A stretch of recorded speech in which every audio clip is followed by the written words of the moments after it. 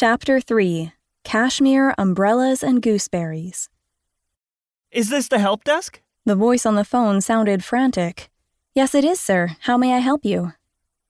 I need to know how to spell that Irish thingamabob. You know, shillelagh.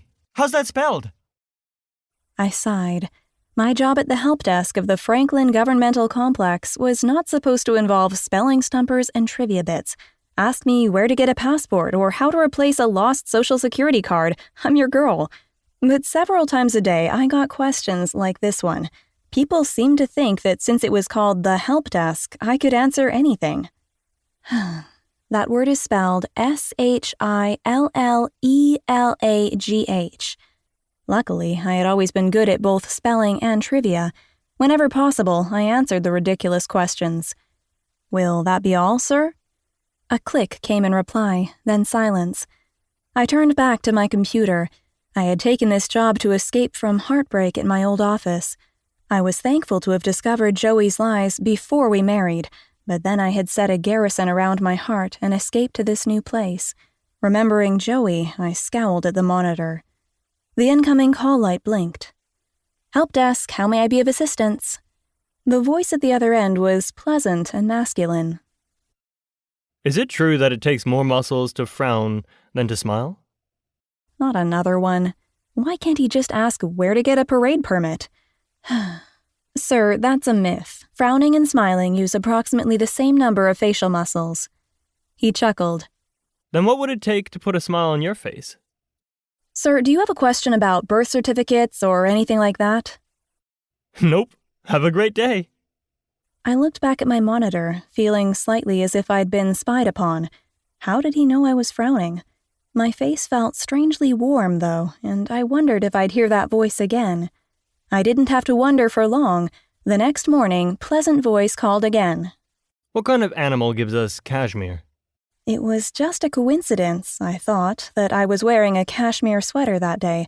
Nevertheless, I glanced around the cavernous lobby. Dozens of people lingered there, each jabbering into a cell phone. My mysterious caller could be any of them. He sounds nice, Lord, but I'm guarding my heart, remember? A day later. What's another word for a thesaurus? Pleasant Voice made me laugh with that one. I was convinced now that he was one of the hundreds of workers in the complex. Who else would know that I'd brought my well-worn book of synonyms with me that morning? I swallowed the laugh and sent reinforcements to the troops protecting my emotions. With day 3 came this question. What's the most common color of umbrella in the United States? This particular call came just as I sloshed in, dripping from having been caught umbrella-less in the morning downpour. I quickly scanned the lobby, answered his question, black, and tried to spot one of the cell phone users hanging up, but I couldn't watch them all at once. The lobby was just too busy. Despite my resolve, I was beginning to look forward to Pleasant Voice's calls, but on the 4th day, only genuine help desk questions came in. What time does the passport office close? How do I get a building permit? I answered them listlessly.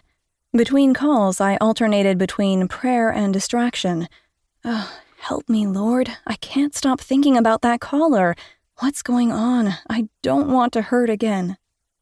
I plodded to my desk the next morning. It seemed that no one needed help that day. I was alone with my leaden mood.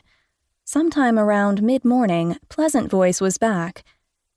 In the language of flowers, what do gooseberries and white violets mean? He had me stumped. Call me back in 5 minutes.